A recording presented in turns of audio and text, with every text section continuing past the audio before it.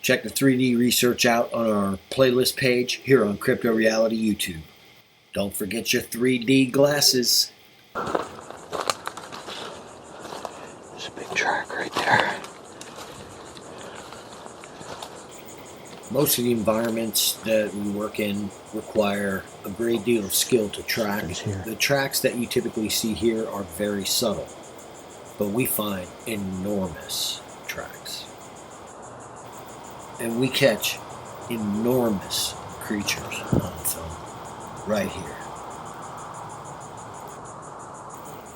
Once that smell hits you, and you hear that rumbling back in those bushes,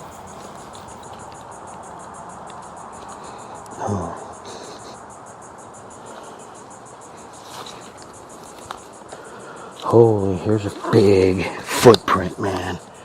Oh, dude, look at that track.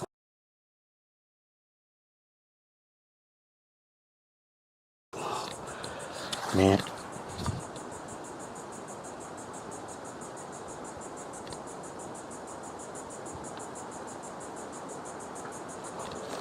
Nope.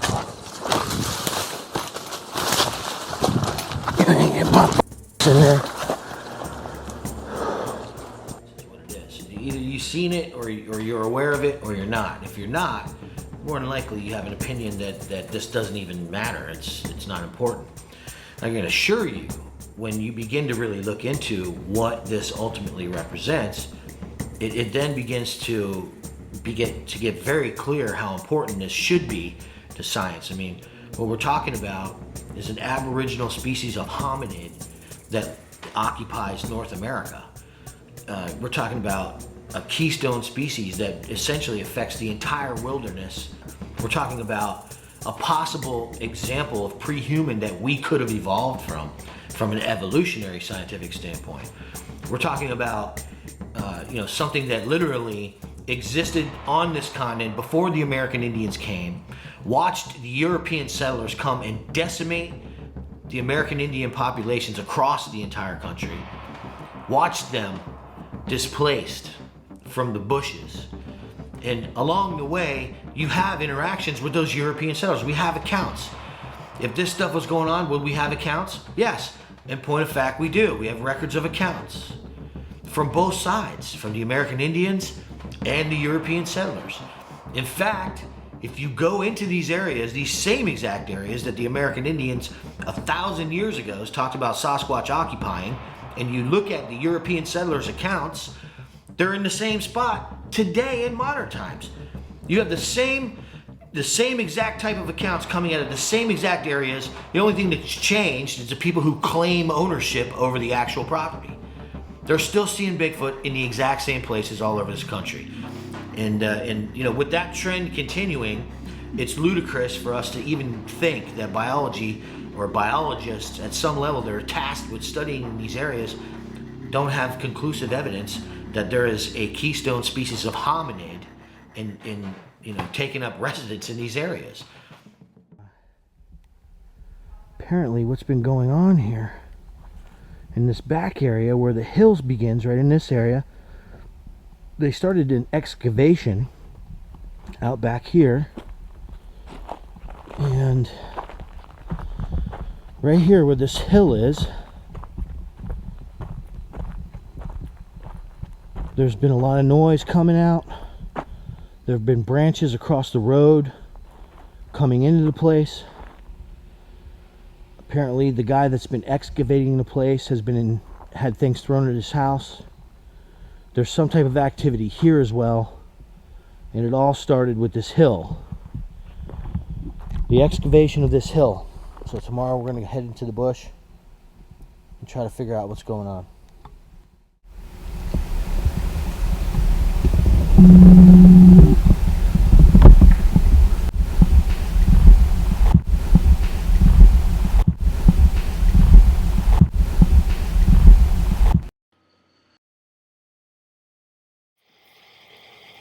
I really liked being there for the first time and turning my camera on and just beginning the investigation and having it be exactly the same behavior that we have in Florida in North Carolina. I was relieved when the creatures behaved exactly the same way. Their cryptic communication methods were all familiar. I heard everything I needed to point my camera in the right directions. Of course, we were shooting at night. It was 1:30 in the morning, and I was just taking a look out back to see what was going on.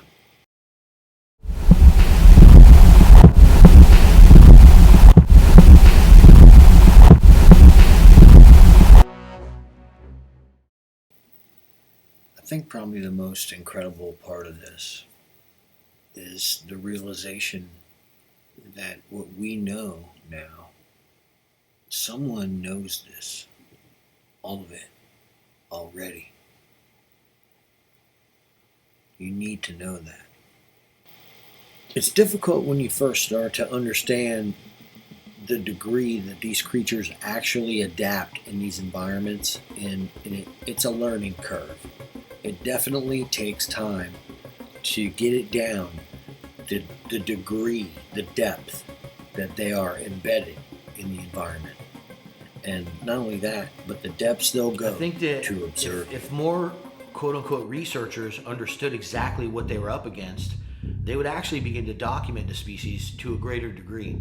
And I think that my own encounter provided me with an opportunity to witness firsthand behavior that clearly suggested that the Bigfoot species was attempting to take advantage of modern human activity in its environment. There were hunters that were on a swamp buggy and they were chasing hogs and they were shooting them. What appeared to be going on before the Bigfoot actually noticed us was that he was attempting to get out in front of that swamp buggy. I think this is what was going on, and cut off those hogs that were trying to escape from the hunters.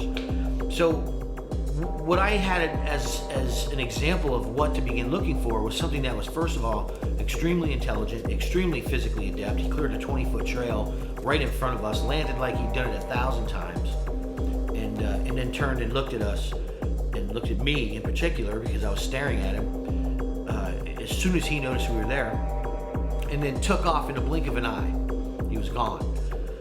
I think that having that experience gave us a head start, because I began to put two and two together immediately, and I learned very quickly that a lot of what I thought I knew, based on what other people had said, people that I had an immense amount of respect for that were on television, talking about the subject, talking about, how the Bigfoot species is, supposedly lives. I learned very quickly that information was off. It was off.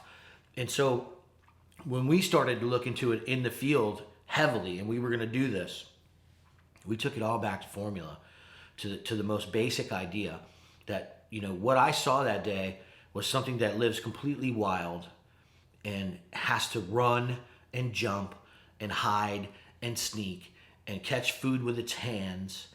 And if I was going to, be in the field studying that, it was best to begin with something very simple. And so the idea that what we were dealing with was hunter-gatherers was where we began. And how would I have to live in the wild with no weapons? And how would I catch game with my bare hands? And so those were the ideas that were the foundation of our starting point for our research. And as you can see from the films, it wasn't long before those ideas and the basic theory that we were attempting to prove began to yield results.